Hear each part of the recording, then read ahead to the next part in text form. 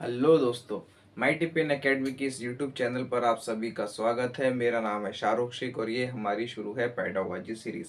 आज के इस वीडियो में हम लैंग्वेज डेवलपमेंट की कुछ थ्योरीज देखने वाले हैं जो अलग अलग साइकोलॉजिस्ट ने दी थी। इससे पहले आप मुझे ये बताइए कि लैंग्वेज एक्विजिशन क्या होता है और लैंग्वेज लर्निंग क्या होता है। लैंग्वेज एक्विजिशन आप किसको कहेंगे? Language acquisition. आज की वीडियो में हम पूरा लैंग्वेज के हिसाब से ही बात करेंगे कि बच्चा लैंग्वेज किस तरीके से सीखेगा, किस तरीके से उसकी लैंग्वेज डेवलप होंगी। आप स्कूल में बच्चे को लैंग्वेज किस तरीके से पढ़ाओगे, कौन से साइकोलॉजिस्ट ने लैंग्वेज को के हिसाब से कौन सी थेरीज दी है, लैंग्वेज के कंपोनेंट क्या होते हैं। तो लैंग्वेज एक्विजिशन किसे कहेंगे आप? लैंग्वेज एक्विजिशन उस चीज को कहेंगे जब बच्चा पैदा होने के बाद में अपने आप ही कोई लैंग्वेज सीखना शुरू कर देता है जो उसकी मदर टंग होती है। जिस तरीके से एक हिंदी बोलने वाले घर में बच्चा ऑटोमेटिकली हिंदी बोलना शुरू कर देता है, उसे किसी स्कूल में भेजा नहीं गया, उसकी कहीं पर ट्यूशन लगाकर नहीं दी गई, मगर उसके बावजूद भी वो बोलना सीख गया।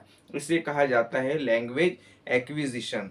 लैंग्वेज एक्विजिशन जो है ये सबकॉन्शियस तरीके से होता है, इंट्यूटिव प्रोसेस होता है। लैंग्वेज एक्विजिशन क्या है? It is a subconscious and intuitive process of language acquisition which children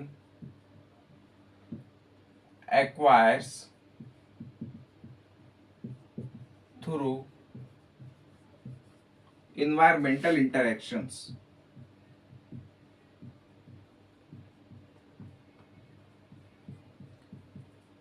environmental interactions। Language acquisition हम उस चीज को कहेंगे जो हमें सीखना नहीं पड़ता, किसी स्कूल में जाना नहीं पड़ता, एक सबकॉन्शियस तरीके से होता है, एक इंट्यूटिव प्रोसेस है जिसमें किसी टीचर की जरूरत नहीं होती। हम हमारे आसपास के माहौल से तालमेल बिठाकर, सुनकर, नकल कर कर जो हमारे बड़े जो भाषा बोल रहे हैं वो भाषा हम सीख लेते हैं। जिस तरीके से हिंदी बोलने वाले घर में बच्चा ऑटोमेटिकली हिंदी सीख लेता है, उर्दू बोलने वाले घर में बच्चा ऑटोमेटिकली उर्दू सीख लेता है, मराठी बोलने वाले घर में बच्चा ऑटोमेटिकली मराठी सीख लेता है। अब आपकी जो मदर टंग है, जो मादरी जबान है, जो मातृभाषा है, कि आपको किसी ने स्कूल में भेजा था वो सीखने के लिए? नहीं, आपको ऑटोमेटिकली आ गई थी। तो इस प्रोसेस को कहा जाता है लैंग्वेज एक्विजिशन। अब दूसरा प्रोसेस है लैंग्वेज लर्निंग। दूसरा प्रोसेस है लैंग्वेज लर्निंग। तो लैंग्वेज लर्निंग किसको कहेंगे? अब आपके घर में उर्दू बोली जाती थी या आपके घर में मराठी बोली जाती थी, आपने वो लैंग्वेज सीख ली, आप स्कूल में गए, स्कूल में जाने के बाद में आपको टीचर ने बताया कि अब आपको इंग्लिश सीखना होगी, अब आपको इंग्लिश सीखना होगी। तो इंग्लिश सीखने के लिए आपको टीचर ने सबसे पहले एबीसीडी पढ़ाई। एबीसीडी पढ़ाने के बाद में आपको गुड मॉर्निंग, गुड इवनिंग बोलना सिखाया। फिर आपके बॉडी पार्ट्स को इंग्लिश में क्या कहते हैं आपने वो सीखा। आपने वो पोएम पढ़ी, head, shoulder, knees and toes, ये आपने पोएम पढ़ी कि फिर ये सीखा। उसके बाद आपने ग्रामर सीखा। तो आपने क्या किया, इसको एफर्ट लगाया, एक कॉन्शियस एफर्ट लिया इसमें। तो ये क्या है? Conscious effort to learn a language through teaching methods.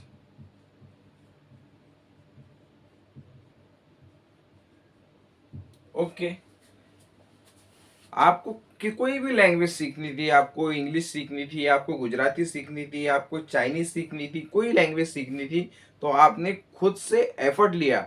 आपकी मादरी जबान के अलावा आपकी मातृभाषा के अलावा, आपकी मदर टंग के अलावा दूसरी कोई भी लैंग्वेज है जो आप सीखना चाहते हो या फिर जो बच्चे को सिखाई जाती है उसकी मादरी जबान के अलावा, जो उसे हमको कॉन्शियस एफर्ट लेने पड़ते हैं लैंग्वेज को सीखने के लिए, उसे कहा जाता है लैंग्वेज लर्निंग। अब कोई भी लैंग्वेज सिर्फ दो ही तरीके से सीखी जाएंगी, या तो लैंग्वेज एक्वायर की जाएंगी या फिर लैंग्वेज लर्न की जाएंगी।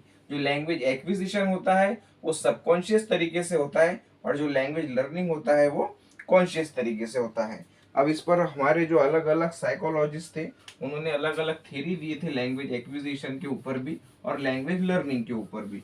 तो हमारी जो आज की सबसे पहली थ्योरी है वो एक साइकोलॉजिस्ट थे स्किनर नाम के, उन्होंने दिए थे Skinner theory of language development. ये बिहेवियरिस्ट थे, मतलब व्यवहारवादी थे कि बच्चा इन्वायरमेंट के साथ में इंटरैक्ट करके किस तरीके से लैंग्वेज को सीखता है, इन्होंने वो बताया था। इनका नाम था स्किनर। ये थ्योरी कौन सी थी? Behaviouristic theory, behaviourist theory. इन्होंने एक बुक लिखी थी, उस बुक का नाम था वर्बल बिहेवियर, और वर्बल बिहेवियर के अंदर उन्होंने अपनी ये पूरी थ्योरी दी थी। अब इनका कहना था कि जो बच्चे हैं वो लैंग्वेज को सीखते हैं, चिल्ड्रन लर्न्स लैंग्वेज थ्रू। अब अलग अलग साइकोलॉजिस्ट ने ये अपनी थ्योरी पेश की थी कि बच्चा जब पैदा होता है उसके बाद में जब वो बोलना शुरू कर देता है तो वो लैंग्वेज सीखा किस तरीके से। उसे किसी स्कूल में भेजा नहीं गया, किसी टीचर ने उसे सिखाया नहीं, तो बच्चे को लैंग्वेज आई किस तरीके से। तो अलग अलग साइकोलॉजिस्ट ने अपना अलग अलग योगदान दिया है इस बात के ऊपर। तो जो हमारे स्किनर थे उनका कहना यह था कि चिल्ड्रन लर्न्स लैंग्वेज थ्रू। उन्होंने सबसे पहली चीज कही थी कि इमिटेशन, नकल करके सीखते हैं। दूसरी बात कही थी री इन्फोर्समेंट,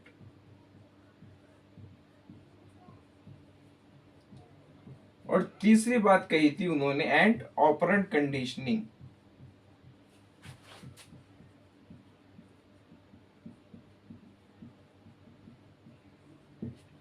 कितनी चीजें दी थी इन्होंने? तीन चीजें दी थी। पहली थी इमिटेशन। अब इमिटेशन को तो आप सबको पता है कि बच्चे नकल कर कर सीखते हैं। किसी ने उसे कह दिया कि पापा मम्मी, किसी ने उसे कह दिया कि ये पेन है, ये बुक है, ये ग्लास है, ये कैमरा है, ये व्हाइट बोर्ड है, तो बच्चा वैसे ही सीख लेगा और वैसे ही दोहराएगा, इमिटेट करेगा, जो हम बोलेंगे उसकी नकल करेगा। दूसरा है री इन्फोर्समेंट। दूसरा है री इन्फोर्समेंट। री इन्फोर्समेंट का मतलब होता है थोड़ी बहुत मदद। मदद कैसे? अब मैंने बच्चे को ये बता दिया कि ये पेन है और उसने भी इसको लेटर बोलना शुरू कर दिया, तो मैं उसे इसके अंदर मदद दूंगा, उसे रीइंफोर्स करूंगा कि बेटा ये लेटर नहीं है, ये पेन है, ये पेन है। तो फिर उससे क्या दिया मैंने? रीइंफोर्समेंट। तो इसके जरिए बच्चा सीखेगा। और ऑपरेंट कंडीशनिंग। ऑपरेंट कंडीशनिंग का मतलब होता है कि जो बच्चे गलत बात करेगा, यानी कोई अगर कभी उसने गलत बात की, किसी चीज को गलत नाम से बुलाया, तो हम उसे डिस्करेज करेंगे, और अगर कभी किसी चीज को उसने सही नाम से बुलाया तो उसे इनकरेज करेंगे। अगर बच्चे ने इसे डस्टर कहा तो मैं बोलूंगा शाबाश बेटे ये डस्टर है, बहुत अच्छी बात, तो बच्चा हमेशा इसको डस्टर कहेगा। अगर बच्चे ने इसको मोबाइल कहना शुरू कर दिया तो मैं उसको बोलूंगा कि बेटा नहीं ये मोबाइल नहीं है, ये पेन है, ये मोबाइल नहीं है, ये पेन है। इसी तरीके से बच्चे की कंडीशनिंग होगी और बच्चा लैंग्वेज सीखेगा। स्किनर की थ्योरी में सिर्फ इतना ही था। अब हम देखेंगे हमारी दूसरी थ्योरी नॉम चॉम्स्की की। दूसरी थ्योरी नॉम चॉम्स्की, और ये थ्योरी बहुत ज्यादा इंपॉर्टेंट है हमारे एग्जाम पॉइंट ऑफ व्यू को लेकर, क्योंकि इस थ्योरी से बहुत सारे क्वेश्चन हर बार सीटेट पूछता है। उनका फेवरेट है नॉम चॉम्स्की।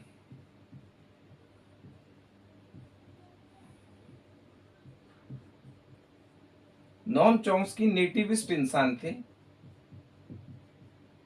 ये कहते थे कि बच्चा इनेट एबिलिटी लेकर पैदा होता है लैंग्वेज सीखने की।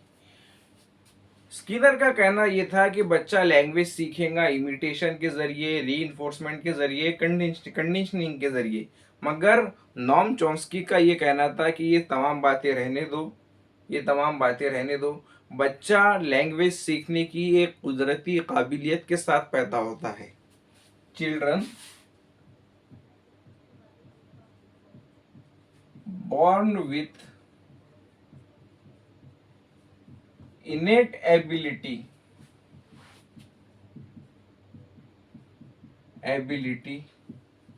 to acquire language। बच्चे में जन्मजात सलाहियत काबिलियत मौजूद होती है लैंग्वेज सीखने की।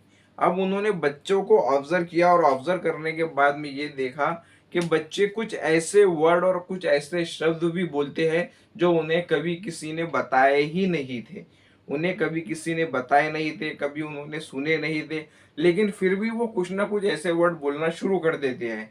आपने बच्चों को ऑब्जर्व कर देना कि कभी उन्होंने किसी ने उन्हें कुछ बोला नहीं कि इसको पत्ता कहेंगे, मगर वो पत्ता बोलना शुरू कर देते। तो ये कहाँ से आया?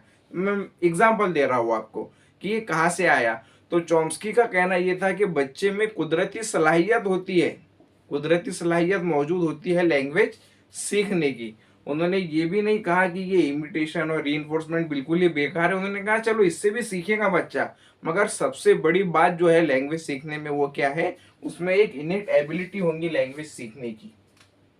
और इन्होंने कहा था कि एक बच्चों में पैदाइशी तौर के ऊपर एक लैंग्वेज एक्विजिशन डिवाइस होता है। बच्चों में पैदाइशी तौर पर क्या होता है? Language acquisition device, LED. इन्होंने तीन अलग अलग कंसेप्ट दिए थे। पहला दिया था इन्होंने लैंग्वेज एक्विजिशन डिवाइस। ये लेकर बच्चे पैदा होते हैं।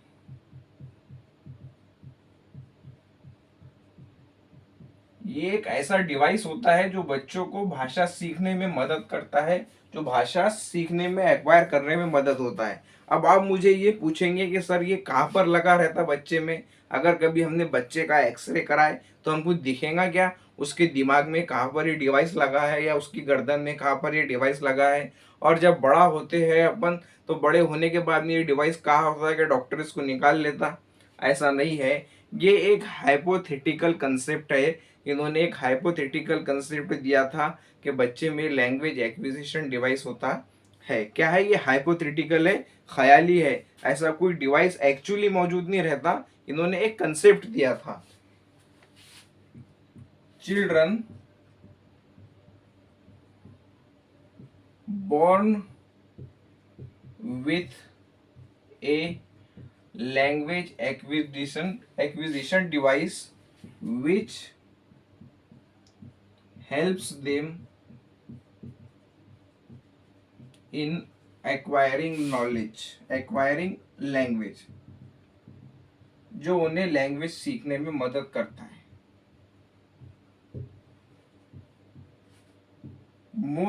ये जो डिवाइस होता है ये मोस्ट एक्टिव रहता है 5 से 10 साल की उम्र तक बच्चों में, और 10 साल के बाद में ये जो डिवाइस है ये धीरे धीरे कमजोर होना शुरू हो जाता है।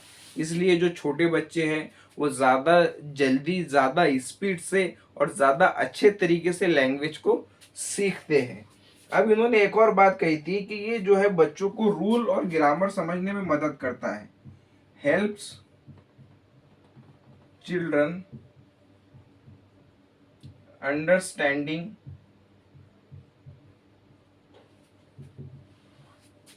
Rules and grammar. Okay, language acquisition device ये बहुत इंपॉर्टेंट है। इसके ऊपर क्वेश्चन आ जाएगा कि कंसेप्ट किसने दिया था? नॉम चॉम्स्की ने दिया था। ये क्या होता है? बच्चे इसके साथ में पैदा होते हैं और बच्चों को ये हेल्प करता है लैंग्वेज एक्वायर करने में। ये मोस्ट एक्टिव होता है 5 से 10 साल में। बच्चों को मदद करता है जबान के, लैंग्वेज के रूल्स और ग्रामर को समझने के अंदर। इसके बाद इन्होंने एक और कंसेप्ट दिया था यूनिवर्सल ग्रामर का। दूसरा कौन सा दिया था? यूनिवर्सल ग्रामर का। इनका कहना था कि इस दुनिया में जितनी भी भाषाएं, जितनी भी लैंग्वेजेस मौजूद है, ऑल ह्यूमन लैंग्वेजेस ये शेयर करते हैं सेम पैटर्न ऑफ ग्रामर, जिसको कहा जाएगा यूनिवर्सल ग्रामर। यूनिवर्सल ग्रामर ये नोट डाउन करो सब। All human languages shares A common pattern of grammar called universal grammar. आप इस दुनिया की कोई भी लैंग्वेज उठाकर देख लो, उस लैंग्वेज के अंदर आपको जो ग्रामर है वो थोड़ा थोड़ा जो पैटर्न है उसका सेम ही मिलेगा। हर लैंग्वेज के अंदर एक काम करने वाला इंसान रहेगा। किसी लैंग्वेज के अंदर उसको आप कर्ता बोल दोगे, किसी में आप उसको सब्जेक्ट बोल दोगे, किसी में आप उसको फाइल बोल दोगे। फिर एक जो चीज़ के ऊपर काम हो रहा है, फिर जो चीज़ के ऊपर जो काम काम कर रहे हैं, जो वर्ब है, ये जो पैटर्न है ये हमेशा जो है वो थोड़ा सा सेम ही रहेगा। इसे नॉम चॉम्स्की ने कहा था यूनिवर्सल ग्रामर।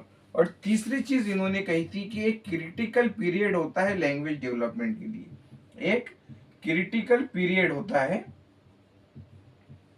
जो कि बच्चे के अर्ली चाइल्डहुड में रहेगा। अर्ली चाइल्डहुड के अंदर बच्चा लैंग्वेज बहुत स्पीड से सीखेगा, बहुत ही ज़्यादा स्पीड से सीखेगा, और उसकी जो क्षमता होंगी लैंग्वेज डेवलपमेंट की वो भी ज़्यादा होंगी, जो 5 से 10 साल तक रहेंगी। तो इनकी 3 कंसेप्ट हमको याद रखना बहुत ज़रूरी है। पहला है LAD, लैंग्वेज एक्विजिशन डिवाइस, जो बच्चों को लैंग्वेज सीखने में मदद करेगा, जो उनके अंदर पैदाइशी तौर पर मौजूद होगा। दूसरा है यूनिवर्सल ग्रामर, सारी जो ह्यूमन लैंग्वेजेस है वो एक कॉमन पैटर्न को फॉलो करेंगी। और तीसरा है क्रिटिकल पीरियड, अर्ली चाइल्डहुड का जो पीरियड है ये बच्चों के अंदर लैंग्वेज डेवलपमेंट के लिए सबसे ज़्यादा क्रिटिकल होगा। हमने 2 थेरीज देख लिए। सबसे पहले स्किनर की थ्योरी देखे। इन्होंने कहा था कि बच्चा इमिटेशन से सीखता है और रीइंफोर्समेंट से सीखता है, कंडीशनिंग से सीखता है। फिर हमारे आए नॉम चॉम्स्की, इन्होंने कहा कि ये सब रहने दो, बच्चे के अंदर एक जन्मजात काबिलियत, इनेट एबिलिटी होती है लैंग्वेज सीखने की। बच्चे में एक लैंग्वेज एक्विजिशन डिवाइस होता है जो वो खुद लेकर पैदा होता है। ये 5 से 10 साल तक सबसे ज़्यादा एक्टिव रहेगा और इसके ज़रिए बच्चे को लैंग्वेज के रूल्स और ग्रामर सीखने में मदद मिलती है। एक यूनिवर्सल ग्रामर होता है, इस दुनिया की तमाम लैंग्वेजेस एक कॉमन पैटर्न को फॉलो करती है, और बच्चे को लैंग्वेज सीखने का एक क्रिटिकल पीरियड होता है अर्ली चाइल्डहुड का। अब इसके बाद में हमारी एक थ्योरी है स्टीफन क्राशन की थ्योरी, जिसके अंदर 5 हाइपोथेसिस उन्होंने दिए थे। अब हम वो देखेंगे इसके बाद में। ओके, तो हमारे आज के तीसरे साइकोलॉजिस्ट है Stephen क्राशन। Stephen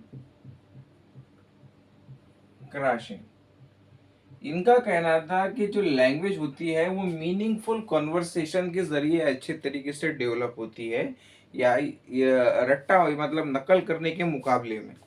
language develops best through meaningful conversation.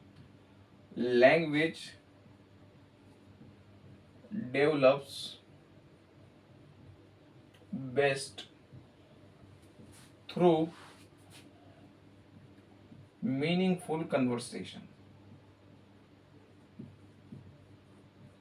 आप कितना भी बच्चे को ग्रामर पढ़ा लो, आप कितने भी बच्चे को रूल्स रटा लो, अगर कभी आप उसके साथ में उस लैंग्वेज में अच्छे तरीके से कन्वर्सेट कर पाओगे, उसे बार बार उस बात में उस लैंग्वेज में बात करोगे, तो इस बात के चांसेस ज़्यादा है कि वो बच्चा लैंग्वेज जल्दी सीखेगा।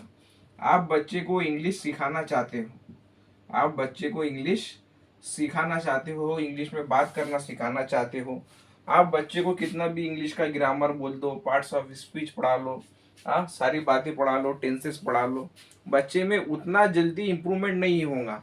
अगर आप उसको एक ऐसे माहौल में डाल दो जहाँ पर वो मीनिंगफुल कन्वर्सेशन कर पा रहा है इंग्लिश में, तो वो जल्दी सीख जाएगा। ये कहना था स्टीफन क्राशन का।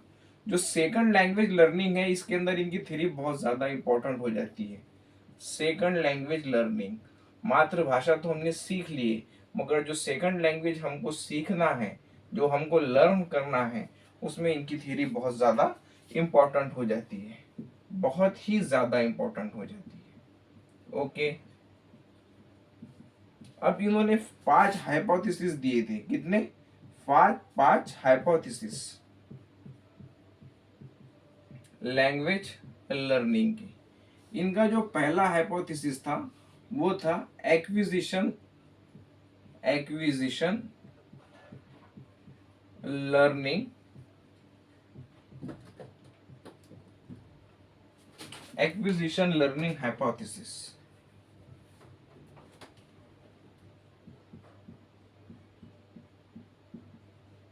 जो बात हमने सबसे स्टार्टिंग में देखी, इनका कहना था कि एक्विजिशन वो है जो सबकॉन्शियस होता है, जो सबकॉन्शियस होता है, जिसकी कोशिश नहीं की जाती, जो ऑटोमेटिक हम लैंग्वेज सीख लेते हैं, वो है एक्विजिशन। और जहाँ पर हमको एफर्ट लगाना होता है, जहाँ पर हमको मेहनत करना पड़ती है लैंग्वेज सीखने के लिए, उसे कहा जाता है लैंग्वेज लर्निंग।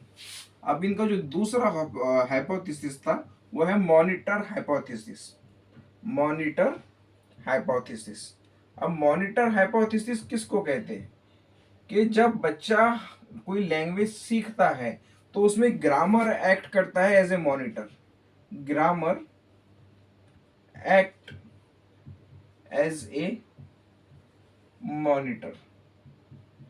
अब इसका एग्जाम्पल है कि हमने बच्चे को स्कूल में पढ़ाया था, उसको हम इंग्लिश सिखा रहे थे। हमने उसे कहा था कि बेटे इंग्लिश के अंदर सबसे पहले सब्जेक्ट आएगा, उसके बाद में वर्ब आएगा और उसके बाद में ऑब्जेक्ट आएगा। जैसे सब्जेक्ट है आई, वर्ब है प्ले और ऑब्जेक्ट है क्रिकेट, कि मैं क्रिकेट खेलता हूँ। हमने बच्चे को इंग्लिश के ग्रामर की क्लास में सिखा दिए। तो जब बच्चा इंग्लिश में बात करेगा तो उसके दिमाग के पीछे ये चलेगा, ग्रामर उसके दिमाग को मॉनिटर की तरह कंट्रोल करेगा कि मैं जो बात कर रहा हूँ वो ग्रामर के रूल के हिसाब से गलत तो नहीं है, मैं आई प्ले क्रिकेट सही तरीके से बोल रहा हूँ या नहीं, मैं सब्जेक्ट बोल रहा हूँ, उसके बाद वर्ब बोल रहा हूँ और उसके बाद ऑब्जेक्ट बोल रहा हूँ। इसकी वजह से होता क्या है, बच्चा जब बात करता है कोई जो सेकंड लैंग्वेज सीखने के बाद में, तो उसकी जो बात करने की स्पीड होती है, जो फ्लुएंसी होती है, वो थोड़ी कम हो जाती है, क्योंकि ग्रामर हमेशा एज ए मॉनिटर ऊपर बैठा है देखने के लिए कि भाई तू ग्रामेटिकली सही बात कर रहा है या गलत बात कर रहा है। ओके, ये हो गए उनके दो hypothesis.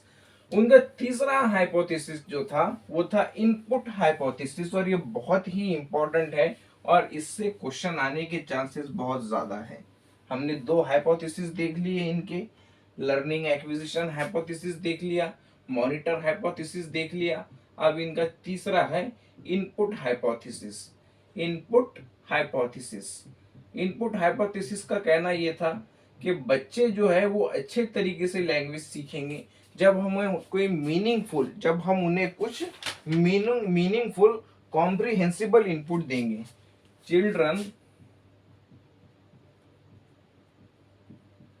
learns best with comprehensible input। comprehensible input। Comprehensible input का मतलब क्या है कि बच्चे को कोई चीज पहले से आती है, हमें उसे उस लेवल के ऊपर की चीज सिखाना है, तो हमने बच्चे को उस लेवल के थोड़ा सा ऊपर जाकर इनपुट देना है। इसको कहा जाता है I+1। I+1 एग्जाम्पल के जरिए मैं एकदम अच्छे से आपको समझा दूंगा। अब ये समझोगे जो आई है ये बच्चे का करंट लैंग्वेज लेवल है। Current language level. तो फिर 1 क्या होगा, ये वो इनपुट होगा जो हम बच्चे को देंगे। बच्चे को जो 1 होगा वो इनपुट हम देंगे, a small step above current level. For example बच्चा ये बोल पाता है आई प्ले क्रिकेट। बच्चा ये बोल पाता है कि मैं क्रिकेट खेलता हूं। ये बच्चे को पता है कि ये सब्जेक्ट है, ये वर्ब है और ये ऑब्जेक्ट है। इतना बच्चा बोल पाता है।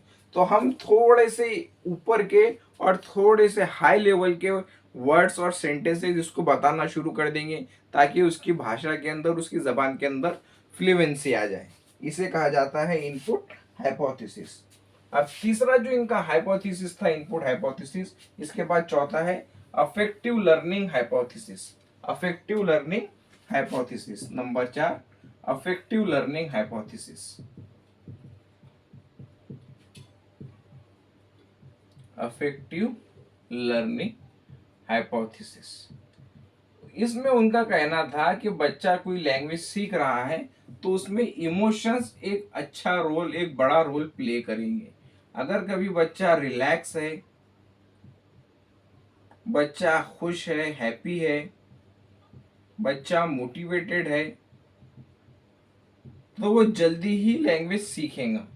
लेकिन अगर कभी बच्चा डरा हुआ है, बच्चे में फियर है, बच्चे में गुस्सा है, बच्चे में एंजाइटी है, बच्चे में बोर्डम है, बोर हो रहा है बच्चा, तो वो लैंग्वेज को नहीं सीख पाएगा।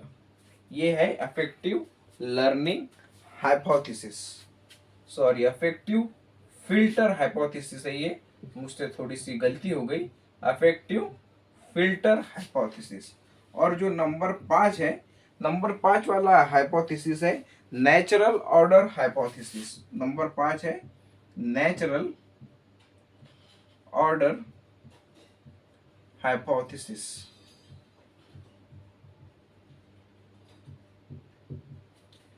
इनका कहना था कि language follows a natural order. Language को एक नेचुरल ऑर्डर में ही सीखा जा सकता है, हम उसे अपने हिसाब से बदल नहीं सकते।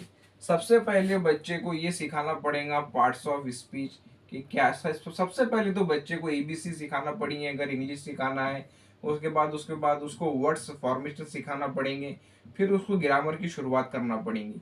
ऐसा नहीं होगा कि पहले उसको ग्रामर पढ़ा दो, फिर एबीसी पढ़ाओ, फिर वर्ड सिखाओ, ऐसा नहीं होगा। तो जबान को सिखाने का जो तरीका है वो एक नेचुरल ऑर्डर को फॉलो करेगा। ठीक है। अब ये जो हमारी थीरीज थी, 3 साइकोलॉजिस्ट की, स्किनर, दूसरे थे नॉम चॉम्स्की, और तीसरे थे स्टीफन क्रैशन। इसमें अगर आप मुझे पूछेंगे कि सर सबसे ज्यादा इंपॉर्टेंट कौन है, तो मैं कहूंगा सबसे ज्यादा इंपॉर्टेंट है नॉम चॉम्स्की। सबसे ज्यादा इंपॉर्टेंट है नॉम चॉम्स्की। आप जो लैंग्वेज के पैडागॉजी पढ़ेंगे, इसके अंदर भी आपको इनका एक डेडिकेटेड पार्ट पढ़ने को मिलेगा, चाहे वो इंग्लिश लैंग्वेज की पैडागॉजी हो या फिर किसी भी लैंग्वेज की पैडागॉजी हो। ठीक है। अब इसके बाद में लैंग्वेज के कुछ बेसिक कंपोनेंट्स हैं जो जो अभी हम देखेंगे। बेसिक कंपोनेंट्स ऑफ लैंग्वेज, कि लैंग्वेज किन चीज़ों से मिलकर बनी होती है, ये एक टॉपिक था जो हमारा रह गया था। Basic components of language. तो सबसे पहला लैंग्वेज का जो कंसेप्ट कंपोनेंट है वो है फोनीम। क्या है? फोनीम। फोनीम जो है ये स्मॉलेस्ट यूनिट ऑफ साउंड है, स्मॉलेस्ट यूनिट ऑफ साउंड। अब आपको पता है कि अलग अलग साउंड के जरिए मिलकर ही लैंग्वेज बनती है। जैसे हम हमारी हिंदी वर्णमाला अगर कभी ले ले, क ख ग घ च छ, इंग्लिश का A B C D, Urdu का अलिफ बे ते पे से। तो ये क्या है? Smallest unit of sound. अब मैं यहाँ पर लिख रहा हूँ बैट, BAT, बैट। तो बैट के अंदर ये जो ब है, ब जो ब है, ब कहा जाएगा फोनीम, क्योंकि ये स्मॉलेस्ट यूनिट ऑफ साउंड है। इसमें कितने फोनीम है? इसमें 3 है, एक है ब, एक है अ और एक है ट। ये क्या है? फोनीम। फोनीम के बाद में दूसरे आते हैं मॉर्फीम। क्या आते हैं? मॉर्फीम। मॉर्फीम जो होता है smallest unit of meaning, smallest unit of meaning. अगर मैंने यहां पर लिखा अनएबल, अनेबल मतलब नाकाबिल, तो इसके अंदर जो अन है ये क्या है? फोनीम है, क्योंकि इसका मतलब होता है नहीं के, इसका मतलब होता है नहीं के। तो ये क्या है? मॉर्फिन है, सॉरी मॉर्फिन, मॉर्फिम। और तीसरा होता है syntax.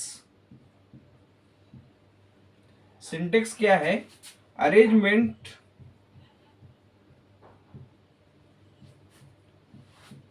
Of words in according to grammar.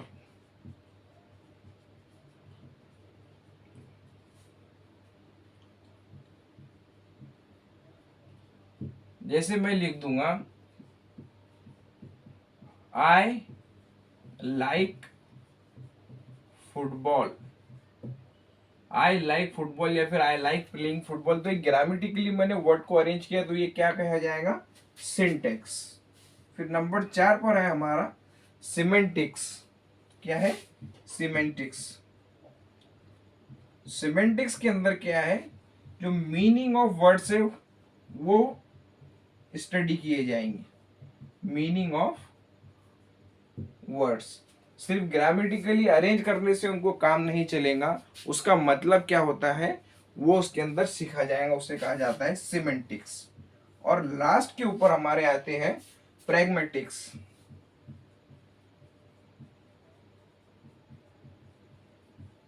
Pragmatics का मतलब होता है appropriate use of language. Appropriate use of language.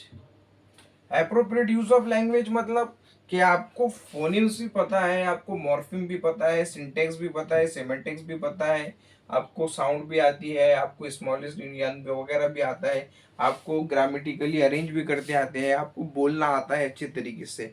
मगर आप किसी भी जॉब इंटरव्यू पर जाकर किसी ने आपसे, इंटरव्यूअर ने ये क्वेश्चन पूछा कि अच्छा हमें बताइए कि आपने ग्रेजुएशन किस सब्जेक्ट में की, तो अपन ऐसा नहीं बोल सकते बेड़ो अपन ने कंप्यूटर साइंस में ग्रेजुएशन करेला है, ऐसा बोल सकते क्या, क्योंकि वो सिचुएशन के हिसाब से सही तरीके की लैंग्वेज नहीं होंगी। वहां पर हमें बिल्कुल अदब से पोलाइटली जवाब देना पड़ेगा कि सर मैंने कंप्यूटर साइंस में मेरी ग्रेजुएशन कंप्लीट की है। ये क्या है, सही तरीके से सिचुएशन के हिसाब से लैंग्वेज का अप्रोप्रिएट इस्तेमाल करना, उसे कहा जाता है कि प्रैग्मेटिक्स। हालांकि दोनों तरीके से आपने अपना जो बात करने का जो आपका जो मुद्दा था वो आपने जाहिर कर दिए थे, मगर एक अप्रोप्रिएट यूज होना चाहिए लैंग्वेज का।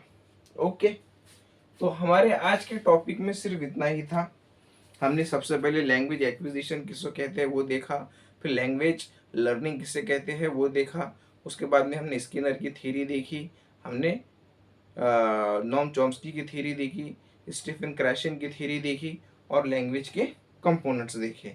अब हम कुछ इसके एमसीक्यू सॉल्व करेंगे और इसके बाद में मैं आपको एक प्रैक्टिस शीट भी दूंगा इस वीडियो के डिस्क्रिप्शन बॉक्स में सॉल्व करने के लिए।